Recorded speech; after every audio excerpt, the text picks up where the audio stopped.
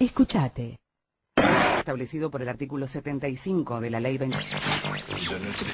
Canal 7. Radio y televisión. Todo el país. Presidenta de la Nación, doctora Cristina Fernández de Kirchner. A partir de este momento, habla al país. ¡Viva la Pepa!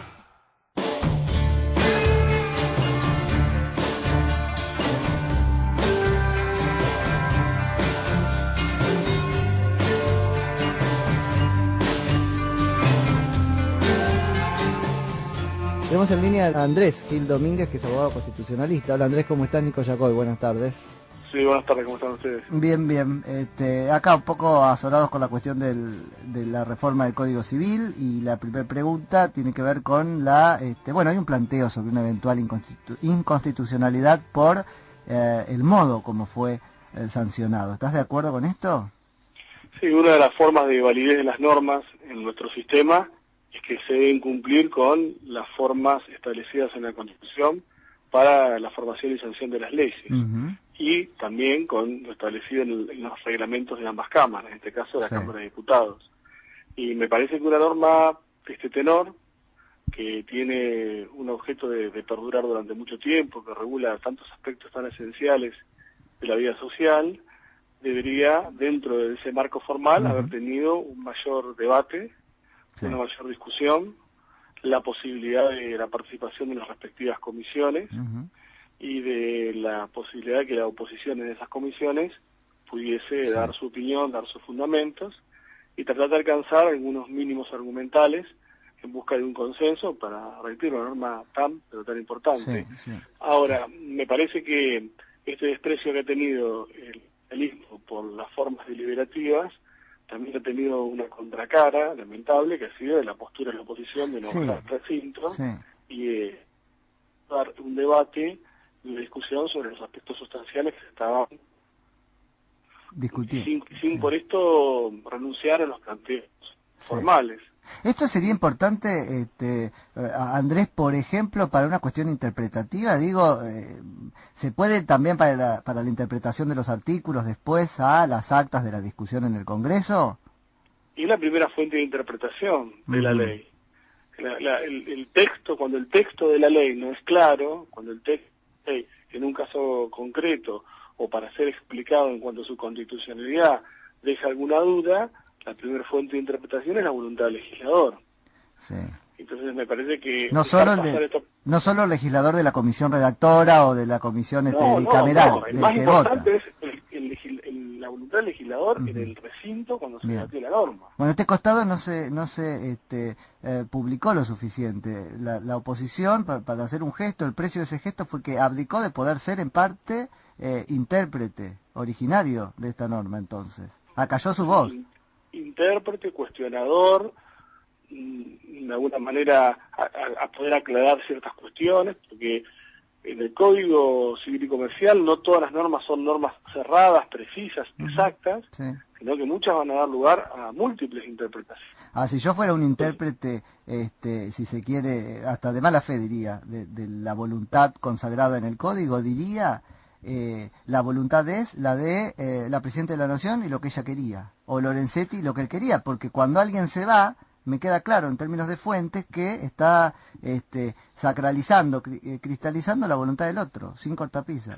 Cuando alguien se va y renuncia a dar el debate, aquel que se expresó es la palabra autorizada en términos de primera interpretación de la voluntad de esa norma sancionada.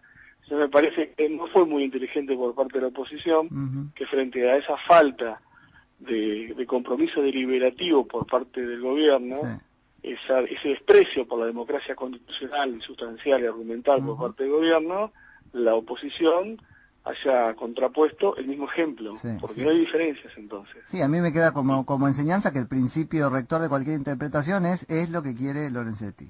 ¿O es lo que quiere Cristina? Lamentablemente. Sí, no, en realidad del proyecto originario se han cambiado un montón de cuestiones, pero en todo aquello que el proyecto originario no se ha cambiado, podemos decir que la fuente de interpretación es la comisión de expertos y los fundamentos que dio la comisión de expertos. Ahora, todos aquellos temas que se cambiaron, se modificaron, la fuente de interpretación va a ser el debate en el Senado y el no debate en diputados. Claramente. En este punto, y salimos de este tema, porque en realidad es especulación política, pero digo, ¿hubiese sido más inteligente dar el debate e incluso votar en contra? Digo, o incluso votar a favor, pero con un argumento en contra. Y hubiera sido mucho más inteligente y mucho más productivo para la construcción de una democracia deliberativa, argumental, sustancial, donde lo importante más allá de las formas son los argumentos que se exponen en la interpretación de las normas que se están sancionando. Pues si no, uno se encuentra después con incongruencias como la del artículo de hoy de Lustó, no sé si lo leíste, que te dice por un lado, es absolutamente inconstitucional, por eso me levanté, y termina con un ojalá nadie lo cuestione. ¿Cómo ojalá nadie lo cuestione si es inconstitucional? Sí, bueno, porque hay hay como dos planos de la validez. Hay una validez formal, la validez que está centrada en el cumplimiento de las formas de producción del derecho. Sí. Y hay una validez sustancial que está vinculada a que se desarrollan los derechos establecidos en la Constitución mediante las leyes. Sí. Entonces me parece que esto fue lo que lamentablemente la oposición no pudo observar, que se puede cuestionar la validez formal, y esa validez formal se la puede llevar a su cuestionamiento hasta la Corte Suprema de Justicia. No obstante eso, hay cuestiones sustanciales que pueden ser válidas y que pueden ser muy importantes en su incorporación. Y que una cosa no quitaba la otra, que podíamos ir manteniendo el cuestionamiento formal hasta la Corte Suprema de Justicia si quieren mantenerlo, pero después sustancialmente la interpretación de todas las normas que se estaban incorporando para dar su versión, para dar sus argumentos y para que eventualmente el día de mañana un juez cuando tenga que aplicar tuviera varias fuentes de interpretación. Lo voy a decir porque si no me lo voy a quedar y me va a hacer mal, pero es que para eso hay que poder hacer dos cosas al mismo tiempo, ¿no? Corre por mi cuenta. Andrés, fuiste muy claro en la explicación de la intencionalidad y los efectos de los famosos nuevos 765 y 766. Contanos sobre eso. Bueno, es de alguna manera la especificación compulsiva de la economía, porque se establece que con la reforma de este código, se establece que todas aquellas obligaciones contraídas en moneda extranjera, en todas esas obligaciones, el deudor, cuando tiene que cumplir con las obligaciones, lo puede hacer no devolviendo la moneda extranjera que se obligó a devolver, sino mediante el pago de una suma de dinero que puede ser el peso al tipo de cambio oficial. Claro. Con lo cual, una intromisión por parte del Estado en el derecho de propiedad, en la libertad de autonomía o principio de autonomía de las personas que contratan de determinada manera, y además que para muchos mercados que se manejan con obligaciones contraídas de manera extranjera, que van a desaparecer, o vamos a volver a la época del medioevo donde se intercambiaban los bienes por monedas de oro, y no va a haber ningún tipo de operación a plazo, ningún tipo de operación de préstamos, porque ¿quién se va a arriesgar a prestar moneda extranjera si al cumplimiento de esa obligación, en vez de recibir moneda extranjera más un interés, va a recibir pesos al tipo de cambio oficial? Andrés, Marcos Orteu te habla. También es asimétrica esta especificación. Sí, también es asimétrica. Porque, para explicar a los oyentes, porque los bancos tienen la obligación de cumplir sus acuerdos en dólares con el ahorrista. Así es. Lo que es el contrato de depósito bancario mantiene la incolumnidad de lo que sería la obligación en moneda extranjera. Rompiendo la igualdad de dos personas distintas que a uno se le permite y a otro no. En cambio, lo que serían contratos entre privados, se impone la obligación, la especificación de las obligaciones en moneda extranjera. Sí, también es asimétrica, porque en realidad en el anteproyecto original, y esto fue uno de los puntos que se cambió, había una racionalidad sistémica, porque las obligaciones contraídas en moneda extranjera se cumplía pagando extranjera en la misma especie, y estaba el depósito en los bancos que se devolvió extranjera. Ahora, cuando esto va al Ejecutivo, después pasa por el Senado, modifican las obligaciones, pero no modifican lo del depósito bancario, cual queda en la situación de especificación asimétrica. Nuevamente, tanto que no quieren volver al 2001, y en esto hemos regresado al 2001. Es exacto. No, en varias cosas esto es absolutamente cíclico, ¿eh? En varias cosas quedamos después de la década ganada en el mismo lugar en que empezábamos, o bueno, no sé, peor, pero no es el único aspecto. ¿Se puede tachar de inconstitucionalidad una eventual especificación asimétrica, y qué suerte corrió planteo similar después de Duhalde? Sí, creo que los planteos de constitucionalidad pueden ser en abstracto, pueden ser en un caso concreto. En abstracto, yo tengo serias dudas sobre la constitucionalidad de esta norma, porque, bueno, inculca el derecho de propiedad y el principio de autonomía en términos de la libre contratación. Pues en concreto, podemos llegar a tener muchos casos en aquellos supuestos donde alguna persona se asume a generar obligaciones en moneda extranjera y el deudor en ese momento, cuando quiera cumplir, no devuelva moneda extranjera, sino quiera cumplir según lo dispuesto por este código. Ahora, ahí vamos a tener un grave problema porque si el acreedor no ha hecho una reserva, sobre la constitucionalidad de esa norma, yo no la comparto, pero hay toda una postura que dice que aquel que no ha hecho una reserva y de alguna manera se ha sometido a ese régimen después no lo puede cuestionar. Pero viniendo del kirchnerismo hay que hacer esa reserva en todo, porque la verdad que acá entonces, la intención de fondo es robarnos una reforma del espíritu constitucional, sino de la constitución del espíritu constitucional en las leyes inferiores. El código en un montón de cosas no es tributario del espíritu liberal de la Constitución. Va a ser muy difícil que, por ejemplo, el mercado de préstamos privados siga funcionando plenamente. Va a ser muy difícil porque... Y también en transacciones, también quizá en transacciones más simples como una reserva en la compra de un departamento, porque la reserva... Sí, o un boleto de compraventa, claro. O un saldo de precio.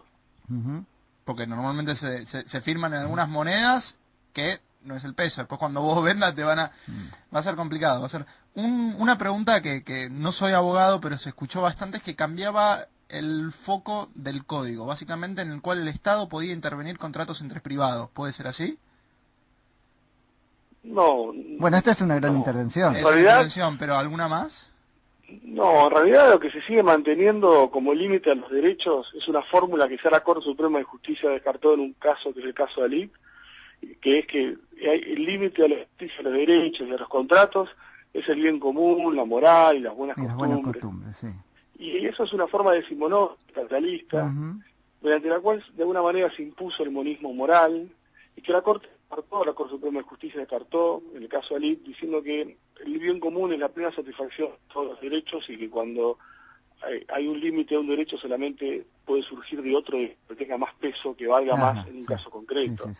Seguir repitiendo esto de el bien común, la moral, las buenas costumbres. Bueno, pues la incidencia colectiva como concepto, por ejemplo, en el derecho de propiedad. No, porque eso estaba en la Constitución. Nosotros tenemos un sistema en donde conviven con una jerarquía priorística similar los derechos subjetivos, los derechos individuales con los derechos colectivos. Así que eso viene de nuestro sistema. Ahora, lo que ha hecho este código, a diferencia del anteproyecto, es de alguna manera retasear los alcances de los derechos colectivos, de las acciones colectivas, tal cual en un famoso caso y muy importante, que son uno de los más trascendentes del 83 o por lo menos del 94 a la fecha, es el caso Alavi. Entonces se desarrolló todo el sistema de derechos, los derechos colectivos y todas las acciones colectivas de tutela.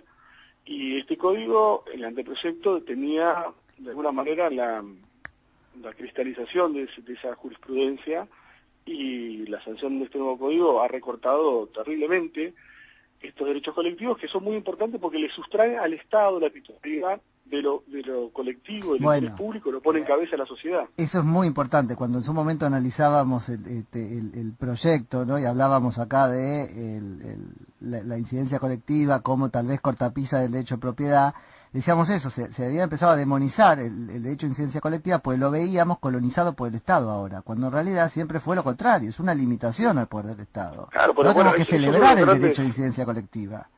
Eso era uno de los grandes adelantos de la jurisprudencia de la Corte, es uno de los grandes aspectos que presentaba el anteproyecto, que ponía lo colectivo a cabeza de la sociedad titularizando lo colectivo como un límite al Estado. Claro, al Estado, no al individuo.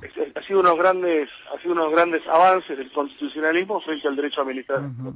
Porque el derecho administrativo clásico argentino siempre ha defendido el interés público en cabeza del Estado para limitar derechos. En cambio ahora lo público estaba en cabeza de la sociedad para limitar al Estado. Bueno, eso se revierte. Esto ha sido uno de los puntos que esta nueva norma, diferencialmente el proyecto, ha limitado, ha modificado o ha modificado de forma negativa. Andrés, te hago una última pregunta. Ya un poco la contestaste porque cosas como esta incongruencia que vuelve asimétrica la especificación surgen de las modificaciones al proyecto originario. Pero digo, ¿cómo hacemos para reservarnos la expectativa de que va a haber una sana revisión judicial si en un punto prejuzgaron presidente y vicepresidente de la Corte, que fueron autores? Bueno, y lo que pasa es que en este país no nos privamos de nada. ¿Esto pasa en el cuanto mundo? A la anomia, que la y en Corte... cuanto a la falta de institucionalidad. Claro. Porque debe ser uno de los pocos países en el mundo en donde las cabezas del Poder Judicial redactan una norma que eventualmente el día de mañana van a tener que valorar como constitucional o inconstitucional. Claro. ¿Ustedes se imaginan a la Corte Suprema de Justicia de Estados Unidos haciendo esto, o el No. Tribunal Constitucional Alemán, o el Tribunal Constitucional Español haciendo esto, No. o la Corte Suprema de Justicia de Chile haciendo Tampoco esto? me imagino el ego de Lorenzetti y de Hayton de Nolasco diciendo que es inconstitucional algo de su hechura. O sea, van a decir que no, que el problema fue nuestro de interpretación, pero que ello fue toda además constitución. que pueden ser, o se deberán excusar o podrán ser recusados. Eso sería Pero, muy interesante. Fíjense ustedes cómo nace una norma que tiene que ser resuelta por un Congreso según la competencia establecida por la Constitución y donde son los representantes del pueblo que tienen que dejar de deliberar, con apoyatura en expertos, puede ser, con profesores, con expertos en el tema, asociaciones. Ahora, ese anteproyecto fue presidido por el presidente y vicepresidente de la Corte Suprema de Justicia. Que van a ser los que eventualmente en casos concretos lo van a tener que aplicar. Pero además, Andrés, que presidieron que una comisión que ¿quién convocó? El Poder Ejecutivo. O sea, esa es la principal inconstitucionalidad de esto, que la hace el 75. Es inconstitucional y además una gran falta de institucionalidad de origen. Por eso es la peor de todas. Esto tenía que ser una facultad del Congreso. No un llamado a miembros del Poder Judicial por parte del Poder Ejecutivo para que el Congreso vote el libro cerrado. El Ejecutivo tiene iniciativa legislativa. No sé si esta, una interpretación finita, no sé si esta, por el 75. Sí, pero tiene iniciativa y puede mandar estos proyectos de ley que quiera. Ahora, el lugar natural para convocar expertos, para debatir y para que varios proyectos de ley se tengan en cuenta es el Congreso. Sí. Y los jueces en esa etapa tienen que estar totalmente alejados. Ciertamente. Totalmente alejados. Pero bueno, en este país no nos privamos absolutamente de nada en términos de anomia. Nada. Tampoco esto. Andrés, te agradezco muchísimo por esta charla. No, gracias, tengamos buenas tardes. Un abrazo grande. Era Andrés Gil Domínguez, que es abogado constitucionalista. Buenas tardes, para Viva la Pepa. Para el Código Civil y Comercial, la supuesta oposición se retiró del recinto y no debatió. ¿Es lícito? Aparte, tan rápido fue aprobado. ¿Fue bien estudiado y considerado? Me suena a burla. Gracias, Merle de Viva Ballester.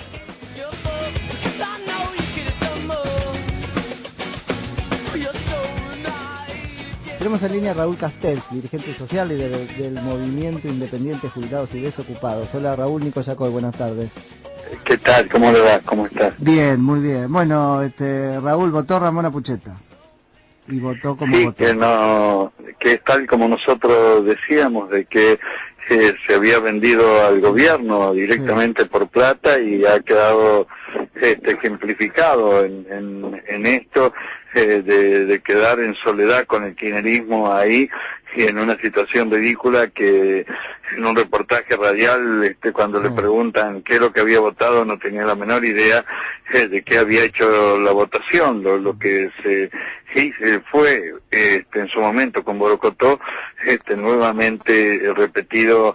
Ahora usted calcule que esto no se discutió ni en comisión ni en ningún lugar previo. En 8 horas fue un maratón de discurso kirchnerista porque quedaron solo con ella ahí y en 8 horas discutieron, aprobaron, votaron y demás una modificación que hace a la vida de 40 millones de personas y que hay temas absolutamente sensibles como desde la fertilización asistida hasta el tema de la herencia, cuestiones de familia, etcétera, etcétera, o por ejemplo 7.000 millones de dólares que hoy están en depósitos en dólares en los bancos de la Argentina, que podrían ser pagados, por ejemplo, en pesos en vez de dólares, según eso que se votó esta madrugada.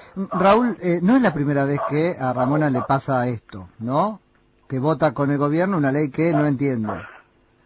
Ya había pasado Pero antes. no es, hombre, que tenga que ver por un problema de desconocimiento. Bueno, Directamente tiene que ver con la corrupción con la corrupción de lo que es el gobierno, es para darle unos pesos y levantar la mano y votar a favor del gobierno con la mayor indignidad. Usted descarte que esas cosas son porque uno pueda no saber. Ahí va. ¿no? Por eso te llamaba, porque de alguna manera nadie mejor que vos puede decirme si es o no una es por ignorante. plata, hombre, Claro. esos votos es por plata.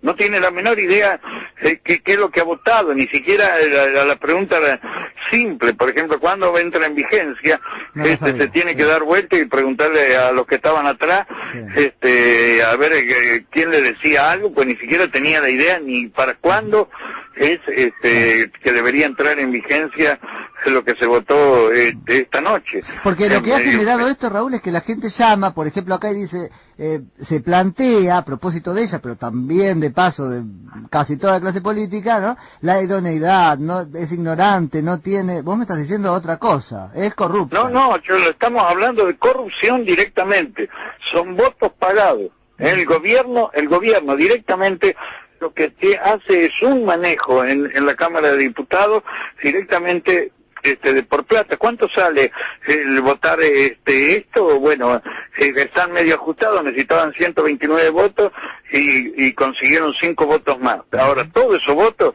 es plata por medio. Ahora, si usted agarra los 134 que votaron, puede tener la certeza que 120 más o menos no tienen idea de lo que estamos hablando, totalmente. hombre. Sí, porque algunas cosas pueden ser progresivas, supóngase el divorcio express. Aunque sea a pedido de uno de los solos de los cónyuges, pero hay otras cosas que son impuestas básicamente por la Iglesia, que entran dentro de una polémica que madre mía, usted calcule en la Argentina hay 500.000 abortos por año, pero mueren unas 8.000 personas, 8.000 mujeres por abortos mal hechos y demás por esta cuestión. Bueno, por ejemplo, votarse ese tipo de cosas sin que siquiera haya un debate donde puedan intervenir en serio especialistas, juristas, gente que sepan el tema y demás. No, por ejemplo, la fertilidad. Bueno. ¿Tenés idea no me vas a decir cuánto cobró Ramona, pero qué cosas ofrece? ¿Se le ofrece plata para ella o cosas para mejorar las condiciones de su barrio? ¿Cómo No, hombre, mire, los diputados ganan un básico que está un poquitito menos de los 50.000 pesos, eso es lo que figura como básico.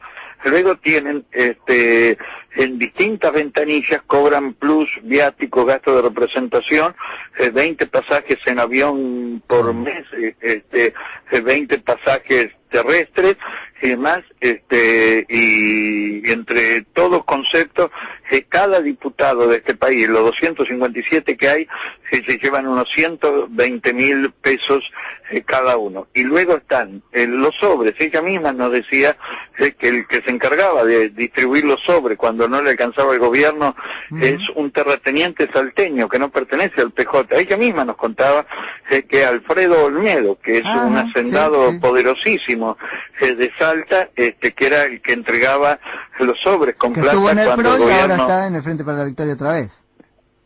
Olmedo. Bueno, y entonces en concreto ese es el mecanismo con que hay. Luego no sabemos si el monto, cuánto es, 100.000, 500.000, 1.000.000, no sabemos, hombre, el monto que reciben, pero que eso es un prostíbulo político y demás. Bueno, tiene razón la gente. ¿Cómo se va a legislar cosas que hacen a la vida cotidiana de cada persona sin que ni siquiera se pueda llegar en 8 horas tratar leyes que incumben a la vida personal de 40 millones de personas, todo, un trámite, y aparte un trámite con una sola voz. Con De la Rúa se volteó, hablaron fueron los kirchnerismos. Con De la Rúa se volteó una ley a partir de una denuncia de Banelco, etcétera, etcétera, es historia conocida.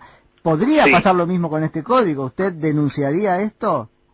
Sí, hombre, nosotros no creemos que esto tenga más vida que en cualquier momento y demás, pero con esto va a pasar también unas cuantas, por ejemplo, la ley antiterrorista. El gobierno ha hecho y ha hecho votar, usando el mismo mecanismo, esa ley antiterrorista. Entonces usted puede ser declarado terrorista porque me está haciendo reportaje a mí, Sí, que sí. tengo una visión muy crítica al gobierno. Sí.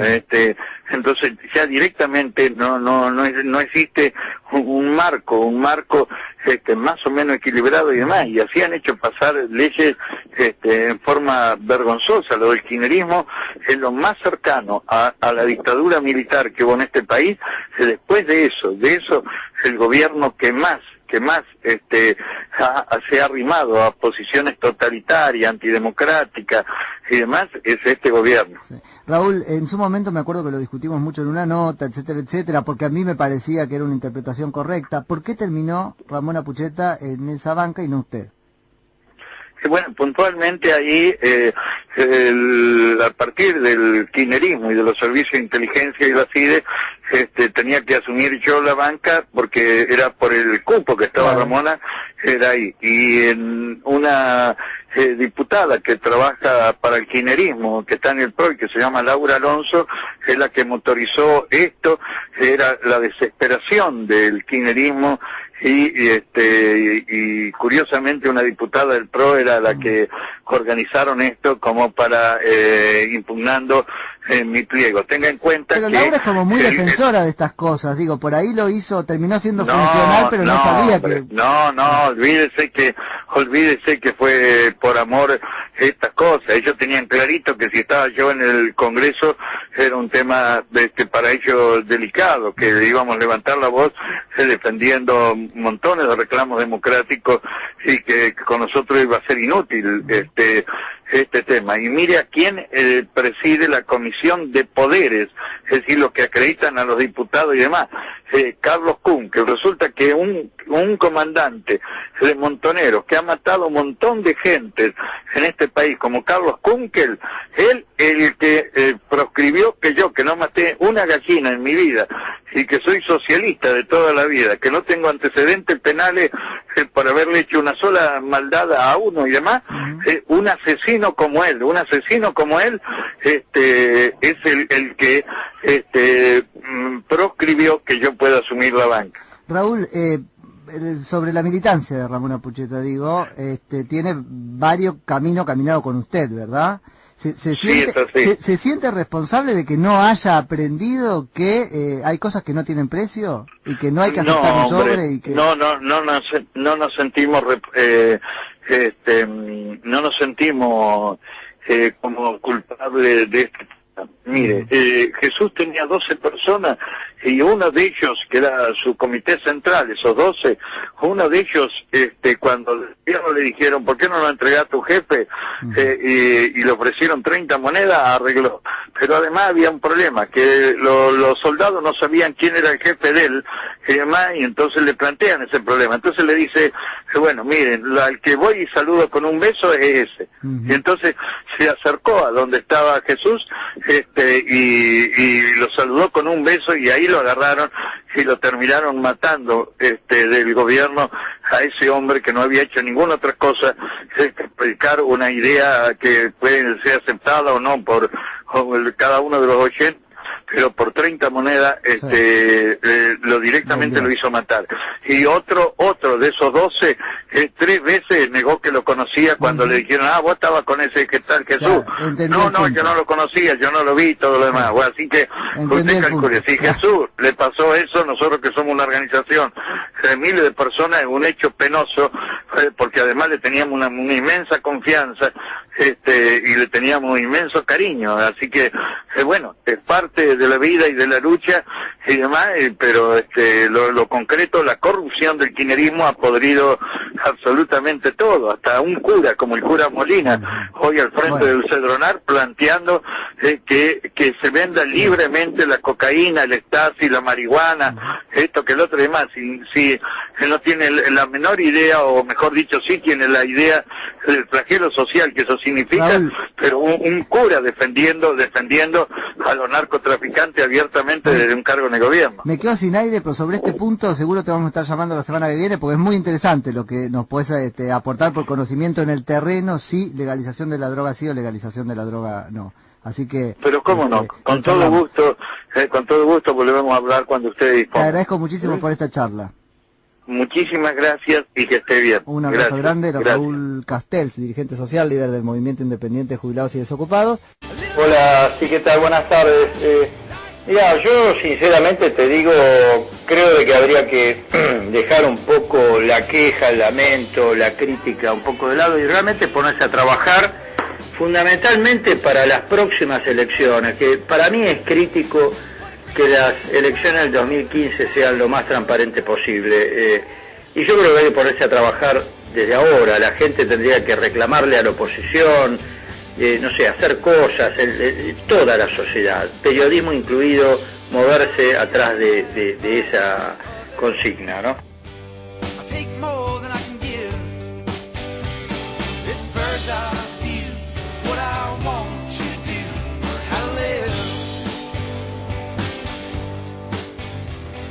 Tenemos en línea a Claudio Chiaritini, periodista, politólogo, analista político. Hola Claudio, Nico Yacoy, buenas tardes. Hola Nico, ¿cómo estás? Muy buenas tardes, gracias por llamar. Claudio, qué lío, ¿no? Sí, no, lo que estaba mal está peor, Eso. Dado que la única fuente de racionalidad que quedaba en el gobierno, que es el titular del Banco Central, Juan Carlos Fábregas, se ha ido.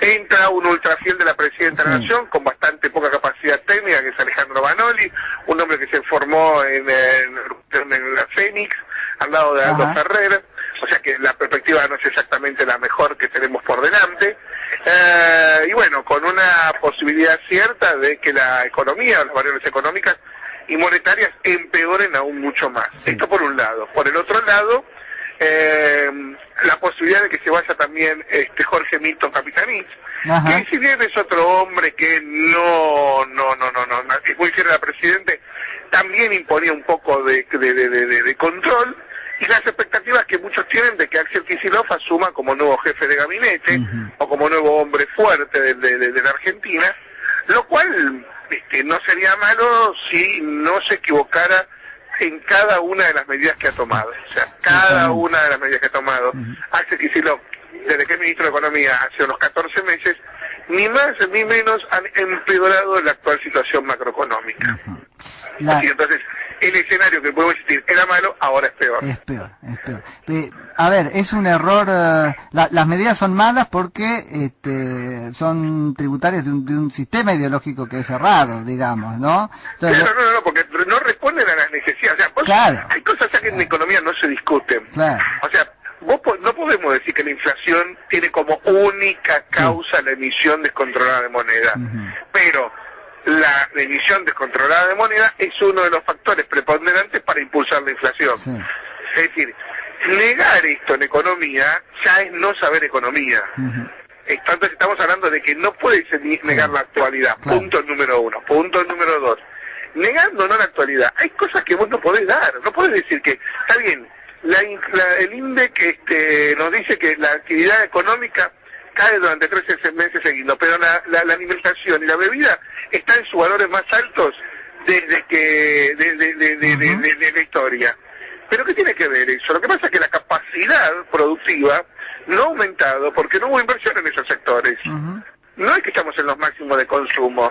La gente consume menos, pero como consume menos, la capacidad no ha aumentado. O sea, Claudio, que porque a esta iba mi pregunta, ¿es porque no saben, porque no entienden, porque están cegados ideológicamente? Como dijo Raúl Ricardo Alfonsín, no saben, no pueden, no quieren.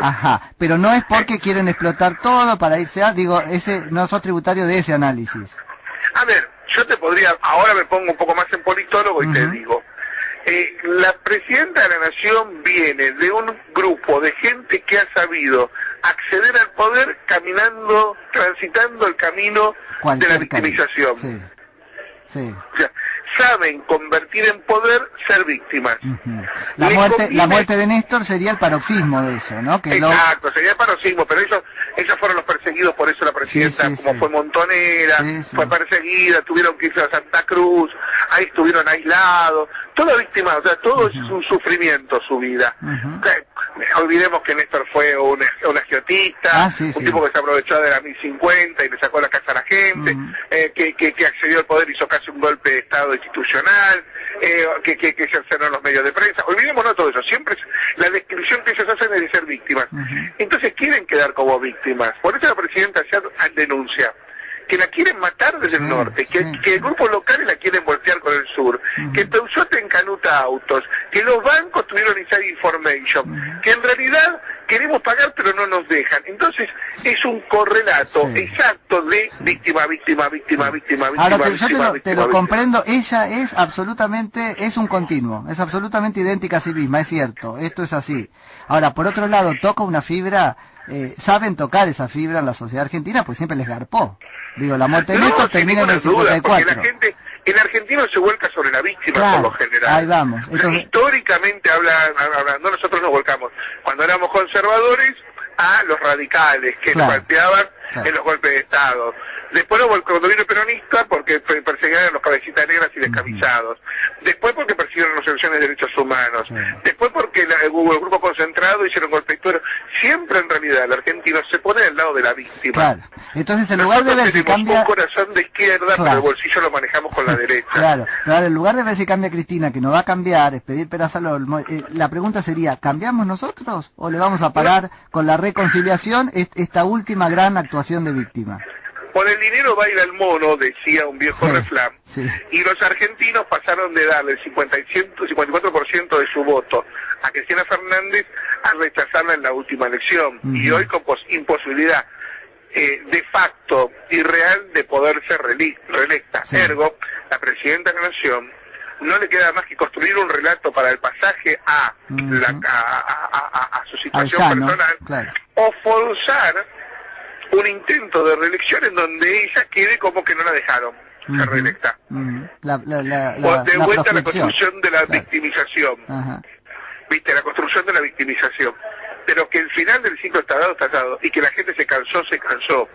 Lo que pasa es que también hay que entender que más del 70% de la gente no quiere ni una salida anticipada de Cristina, ni un golpe de Estado, ni una renuncia anticipada. La gente quiere institucionalidad. Lo hablábamos con Jorge Jacobe. Se la meta en los bolsillos. Bueno, pero lo hablábamos con Jorge Jacobe, creo que el 63% no quiere una salida anticipada. La construcción de una pregunta fue de Jorge, no fue mía, a mí no me parece la más correcta. Pero no es un abordaje o una aproximación infantil a la institucionalidad, porque también es institucionalidad un juicio político. Que somos un país que tiene una visión muy infantil de la institucionalidad, porque no estamos acostumbrados a la institucionalidad. O sea, cuando vos tenés 200 años de instituciones como Estados Unidos, la institución la pones en otro lugar. Claro. Y te das cuenta que a veces sostener a determinadas personas es voltear la institución, no mantenerla. Claro, bueno, pero el problema es que tenemos una visión muy inocente de la institucionalidad. Lamentablemente, no tenemos una visión madura del tema. O sea pero por falta de experiencia, el país tiene que entenderlo. Es más, hoy estamos tirando 160 años de un código, 140 años de un código civil y comercial, por algo que tiene, según el Colegio de Abogados, más de 1260 errores. Casi un error por artículo. Claudio, muchas gracias. Un beso grande, gracias por el llamado y por el saludo. Un abrazo grande. Era Claudio Cherutini, periodista, y Polito. La voluntad del legislador en el recinto cuando se debatió la norma. Bueno, este costado no se publicó lo suficiente. La oposición, para hacer un gesto, el precio de ese gesto fue que abdicó de poder ser en parte intérprete originario de esta norma, entonces. Acalló su voz. Intérprete, cuestionador, de alguna manera a poder aclarar ciertas cuestiones, porque en el Código Civil y Comercial no todas las normas son normas cerradas, precisas, exactas, sino que muchas van a dar lugar a múltiples interpretaciones. Si yo fuera un intérprete, si se quiere, hasta de mala fe diría, de la voluntad consagrada en el Código, diría... son esenciales de la vida social, debería, dentro de ese marco formal, haber tenido un mayor debate, una mayor discusión, la posibilidad de la participación de las respectivas comisiones y de la posibilidad de que la oposición en esas comisiones pudiese dar su opinión, dar sus fundamentos y tratar de alcanzar algunos mínimos argumentales en busca de un consenso para repetir una norma tan importante. Ahora, me parece que este desprecio que ha tenido el INCO por las formas deliberativas también ha tenido una contracara lamentable, que ha sido de la postura de la oposición de no bajar recinto y dar un debate, una discusión sobre los aspectos sustanciales. Escuchate. Establecido por el artículo 75 de la Ley 20. Canal 7. programa. Radio y televisión. Todo el país. Presidenta de la Nación, doctora Cristina Fernández de Kirchner. A partir de este momento, habla al país. ¡Viva la Pepa!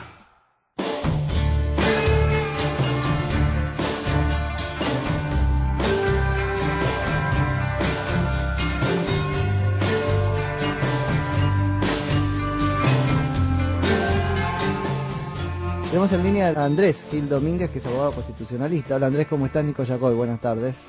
Sí, buenas tardes, ¿cómo están ustedes? Bien, bien. Acá un poco azorados con la cuestión de la reforma del Código Civil, y la primera pregunta tiene que ver con bueno, hay un planteo sobre una eventual inconstitucionalidad por el modo como fue sancionado. ¿Estás de acuerdo con esto? Sí, una de las formas de validez de las normas en nuestro sistema es que se deben cumplir con las formas establecidas en la Constitución para la formación y sanción de las leyes. Y también con lo establecido en los reglamentos de ambas cámaras, en este caso de la Cámara de Diputados. Y me parece que una norma de este tenor, que tiene un objeto de perdurar durante mucho tiempo, que regula tantos aspectos que se estaban discutiendo, sin por esto renunciar a los planteos formales. Esto sería importante, Andrés, por ejemplo, para una cuestión interpretativa, se puede también para la interpretación de los artículos después a las actas de la discusión en el Congreso. Y la primera fuente de interpretación de la ley. El texto, cuando el texto de la ley no es claro, cuando el texto de la ley, en un caso concreto, o para ser explicado en cuanto a su constitucionalidad, deja alguna duda, la primera fuente de interpretación es la voluntad del legislador. Sí. Entonces me parece que no solo el legislador de la comisión redactora o de la comisión bicameral, el más importante es